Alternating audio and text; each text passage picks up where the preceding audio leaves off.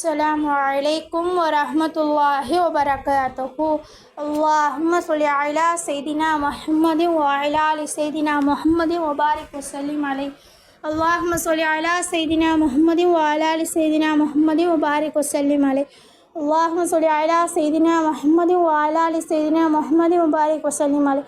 ربي زدني علما ربي زدني علما ربي زدني علما. யா அல்லாஹ் எங்கள் அனைவருக்கும் கல்வியுடைய ஞானத்தையும் அதிகப்படுத்தி வழங்குவாயாக. ஆமீன்.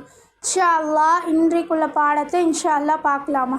இன்றைக்குள்ள பாடம் தௌஹீதை முறிக்கக்கூடிய விஷயங்கள் என்னென்ன அப்படின்னா, தௌஹீதை முறிக்கக்கூடிய செயல்களை அறிய வேண்டியது அவசியம் என்ன? அபூதர் ரலியல்லாஹு அன்ஹு அவர்கள் அறிவிக்கிறாங்க, உங்கள் சமுதாயத்தினரும் அல்லாஹுக்கு எதையும் இணையாக கருதாமல் இறந்து விடுபவர்களையும் சொர்க்கத்தில் நுழைவார்கள் அல்லது நரகம் புகமாட்டார்கள் என்று ஜிப்ரீல் அலைஹிஸ்ஸலாம் அவர்கள் என்னிடம் கூறினாங்க என்று நபி ஸல்லல்லாஹு அலைஹி வஸல்லம் அவர்கள் சொல்லியிருக்கிறாங்க. நான் அவன் விபச்சாரம் புரிந்தாலும் திருடினாலுமா என்று கேட்டேன். அதற்கு நபி ஸல்லல்லாஹு அலைஹி வஸல்லம் அவர்கள், அவன் விபச்சாரம் புரிந்தாலும் திருடினாலுமே சரியே என்று நபி ஸல்லல்லாஹு அலைஹி வஸல்லம் அவர்களும் சொல்கிறாங்க. அல்லாஹுக்கு இணை வைக்காத நிலையில் தௌஹீதோடு மௌத்தாக கூடியவர்கள் சொர்க்கம் செல்வார்கள் என்பது இந்த ஹதீஸை கொண்டு விளங்க முடிகிறது. மேலும் தமக்கு இணை வைப்பதை தவிர மற்ற அனைத்து பாவங்களையும் அல்லாஹ் மன்னிப்பவனாக இருக்கிறான் என்பதையும் இந்த ஹதீஸில் இருந்து நம்ம விளங்கிக்கலாம். முஸ்லீம்களாகிய நம் வாழ்க்கையில் நோக்கம் என்ன? நோக்கம் கொண்டிருப்பது சொர்க்கத்தை அடைய வேண்டும் என்பது தான். இஸ்லாத்தை ஏற்ற ஒவ்வொரு மனிதனுக்கும் தன்னை சொர்க்கத்தில் சேர்க்கக்கூடிய தௌஹீதில் மௌத்தாக வேண்டும் என்று தான் ஆசை இருக்கணும். சொர்க்கத்தின் மீது நம்பிக்கை உள்ளவர் தான் இதில் தெளிவாகவும் உறுதியாகவும் இருப்பார்கள். இதற்கு தௌஹீதை பற்றி புரிந்தால் மட்டும் போதாது, தௌஹீதை முறிக்கக்கூடிய பாழாக்கக்கூடிய செயல்களை பற்றி நாம் தெரிவது அவசியமாக இருக்குது. அப்போது தான் அதில் எச்சரிக்கையாகவும் கவனமாகவும் நம்மளால் இருக்க முடியும். நாம் செய்யும் தவறுகளுக்கும் மனம் வருந்தி உண்மையான தௌபா செய்தால் அல்லாஹ் மன்னிக்கக்கூடியவனாக இருக்கான். இணை வைப்பை தவிர மற்ற பாவங்களே அல்லாஹ் மன்னிக்கக்கூடியவனாக இருக்கிறான். இணை வைத்தவர்கள் தௌபா செய்தால் மட்டுமே அல்லாஹ் மன்னிப்பான். பெரும் பாவங்களின் தௌபா செய்தால் அல்லாஹ் மன்னிப்பான். அதற்கு ஆதாரமான ஹதீஸ் வந்திருக்குது. உராதா பின் அபில் ஹசீம் ரலியல்லாஹு அன்ஹு அவர்கள் அறிவிக்கிறாங்க, மசாயின் பின் மாயிஸ் பின் மாலிக் அல் அஸ்ஸாமி ரலியல்லாஹு அன்ஹு அவர்கள் அல்லாஹ்வின் தூதர் ஸல்லல்லாஹு அலைஹி வஸல்லம் அவர்கள் அல்லாஹ்வின் தூதரே, எனக்கு நானே அநீதி இழைத்து கொண்டேன். நான் விபச்சாரம் செய்துவிட்டேன். என்னை தங்கள் தூய்மைப்படுத்த வேண்டும் என்று நான் விரும்புகிறேன் என்று கூறினாங்களாம். அவரை அல்லாஹ்வின் தூதர் ஸல்லல்லாஹு அலைஹி வஸல்லம் அவர்கள் திருப்பி அனுப்பிவிட்டார்கள். மறுநாளும் அவர் அல்லாஹ்வின் தூதர் ஸல்லல்லாஹு அலைஹி வஸல்லம் அவர்களிடம் அல்லாஹ்வின் தூதரே, நான் விபச்சாரம் செய்துவிட்டேன் என்று கூறினாங்க. அப்போதும் அல்லாஹ்வின் தூதர் அவங்களை திருப்பி அனுப்பிட்டாங்க. பிறகு அவர் குலத்தாரிடம், அல்லாஹ்வின் தூதரே, அவர்கள் ஆள் அனுப்பி அவர்களுடைய அறிவின் ஏதேனும் கோளாறு ஏற்பட்டதாக நீங்கள் அறிகிறீர்களா? அவரிடம் ஏதேனும் அச்சோரபாகவும் நடவடிக்கையாக காண்கிறீர்களா என்று விசாரித்தார்கள். அதற்கு அவர்கள் அம்மக்களை முழுமையான அறிவோடு தான் அவர்கள் உள்ளார்கள் என்று நாங்கள் அறிகிறோம். எங்களை பொறுத்தவரையிலும் அவர் எங்களின் நல்ல மனிதர்களின் ஒருவராகத்தான் உள்ளார் என்று கூறினாங்க.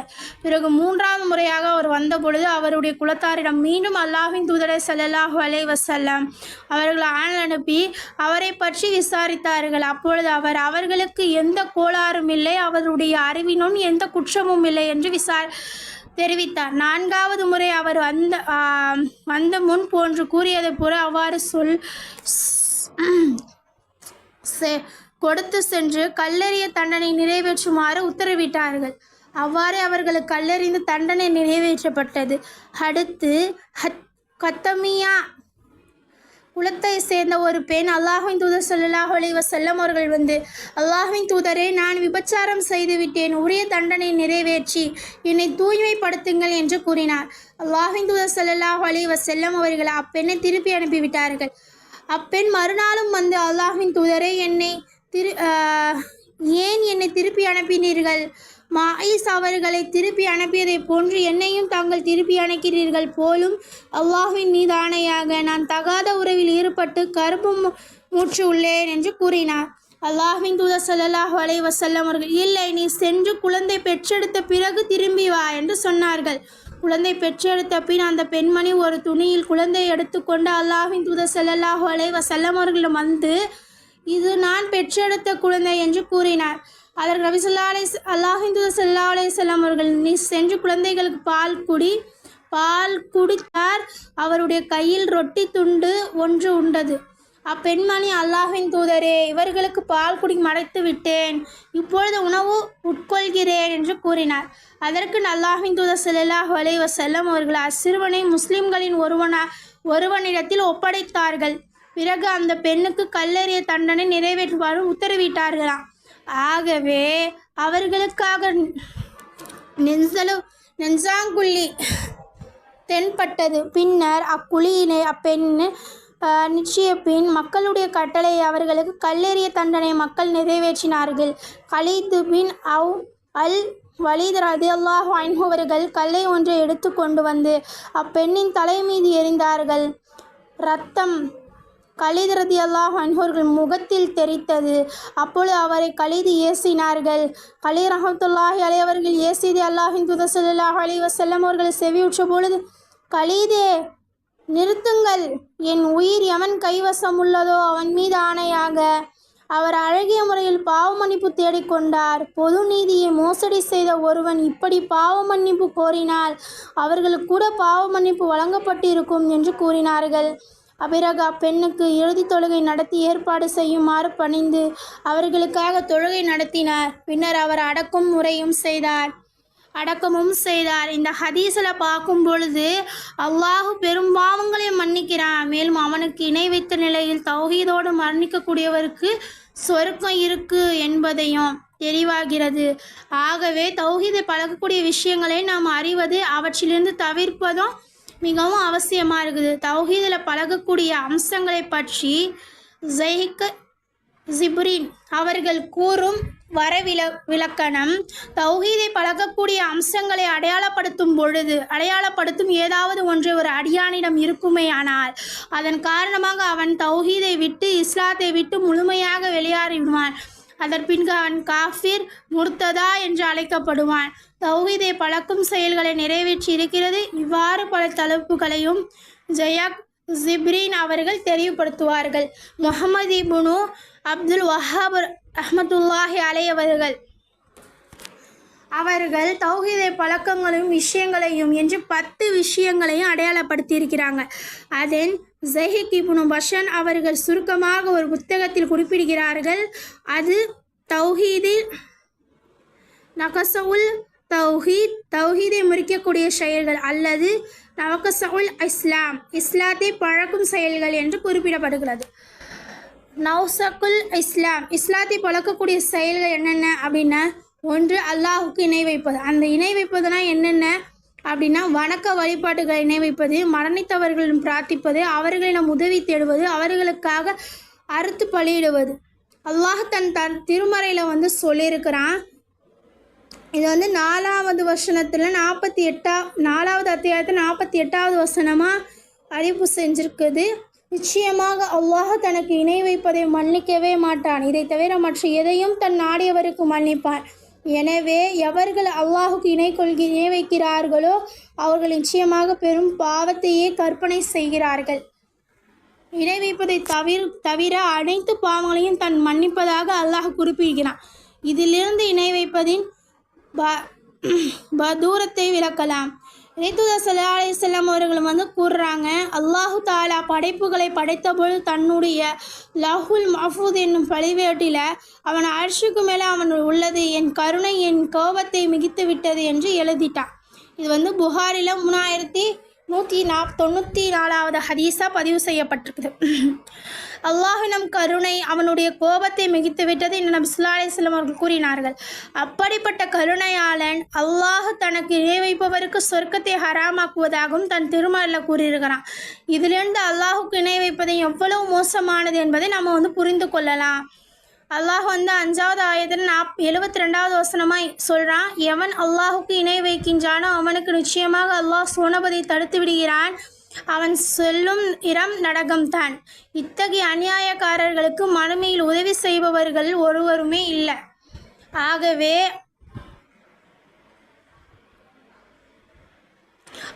அல்லாஹுக்கு இணை வைப்பதை என்பது இஸ்லாத்தை பழக்கக்கூடிய ஒரு செயலாக இருக்குது. ஒரு அடியான் தனக்கு அல்லாஹுக்கு மத்தியில் இடத்தரகராக ஏற்படுத்துவது அப்படின்னா என்ன?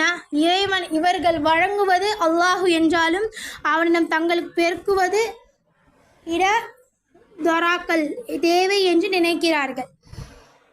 மக்கத்து முஸ்ரிக்களுக்கு இப்படித்தான் இருந்தார்கள் என்று அல்லாஹ் தன் திருமறையில் கூறுறான்.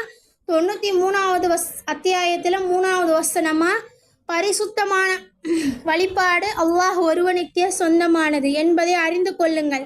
எவர்கள் அல்லாஹுவை அல்லாதவைகளையும் தங்களுக்கு பாதுகாவலனாக எடுத்து கொண்டிருந்தார்களோ அவர்களும் அத்தெய்வங்களை எங்களை அல்லாஹுக்கு மிக சமீபமாக வைக்கும் என்பதற்கன்றி தாம் இவைகளை விட்டு இணை வைப்பதை என்பது இஸ்லாத்தை பழக்கக்கூடிய ஒரு செயலாக இருக்குது. ஒரு அடியான் தனக்கு அல்லாஹுக்கு மத்தியில் இடத்தரகராக ஏற்படுத்துவது அப்படின்னா என்ன? இவர்கள் வழங்குவது அல்லாஹு என்றாலும் அவனிடம் தங்களுக்கு பெருக்குவது இடதொராக்கள் தேவை என்று நினைக்கிறார்கள். மக்கத்து முஸ்ரிக்களுக்கு இப்படித்தான் இருந்தார்கள் என்று அல்லாஹ் தன் திருமறையில் கூறுறான். 93வது அத்தியாயத்தில் 3வது வசனமாக, பரிசுத்தமான வழிபாடு அல்லாஹ் ஒருவனுக்கே சொந்தமானது என்பதை அறிந்து கொள்ளுங்கள். எவர்கள் அல்லாஹுவை அல்லாதவைகளையும் தங்களுக்கு பாதுகாவலனாக எடுத்து கொண்டிருந்தார்களோ அவர்களும் அத்தெய்வங்களை எங்களை அல்லாஹுக்கு மிக சமீபமாக வைக்கும் என்பதற்கன்றி தாம் இவைகளையும் வழங்கவில்லை என்று என்று கூறினார். இன்று உள்ள மக்களின் சிலரும் தங்கள் இவைகளை அல்லாஹ் என்று கூறவில்லை. இவர்கள் எங்களை அல்லாஹ்விடம் நெருக்கமாக்கி வைக்கிறார்கள் என்று தானே கூறியிருக்கிறோம். ஒருவன் நீதிபதியிடம் நேரடியாக பேச முடியும்.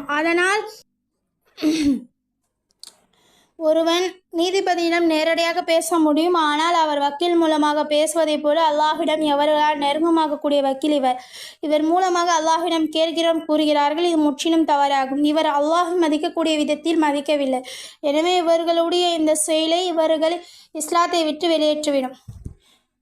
ஒரு முஷ்ரிக் என்று சொல்லாமல் இருப்பது அல்லது அவருடைய குஃப்ரை சந்தேகப்படுவது அல்லது அவருடைய கொள்கையை சரி காண்பது.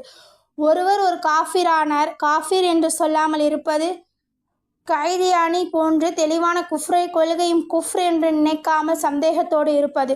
உலகில் உள்ள குஃப்ருகளான கொள்கைகளும் உதாரணமாக கம்யூனிசம் இது சரிதான என்று நினைப்பது. இது போன்ற செயல்களை ஒருவர் இஸ்லாத்தை விட்டு வெளியேற்கக்கூடிய செயலாகும். 4வது விஷயம், ஒருவர் தன்னை வழிகாட்டுதல் அல்லது மற்றவருடைய வழிகாட்டுதல் நபி ஸல்லல்லாஹு அலைஹி வஸல்லம் வழிகாட்டுதலை விட சிறந்தது என்று கூறுவது. இந்த செயலை அவரை விட்டு இஸ்லாத்தை வெளியேற்றிவிடும். நபி ஸல்லல்லாஹு அலைஹி வஸல்லம் அவர்கள் நமக்கு காட்டி தந்த ஒன்றை வெறுப்பது அல்லது அந்த செயலை அவர்கள் செய்து கொண்டிருந்தாலும் உள்ளுக்குள் அதை வெறுப்பது. உதாரணமாக, தாடி வைத்திருந்தாலும் அந்த சுன்னாவை வெறுப்பார்கள். இதுவும் ஒருவரை இஸ்லாத்தை விட்டு வெளியேற்றிவிடக்கூடிய செயலாகும். ஸல்லல்லாஹு அலைஹி வஸல்லம் அவர்கள் கொண்டு வந்த மார்க்கத்தில் உள்ள ஏதாவது ஒரு விஷயத்தில் கேலி செய்வது. நபி ஸல்லல்லாஹு அலைஹி வஸல்லம் அவர்கள் கூறிய நன்மை அல்லது தண்டனையை கேலி செய்வது.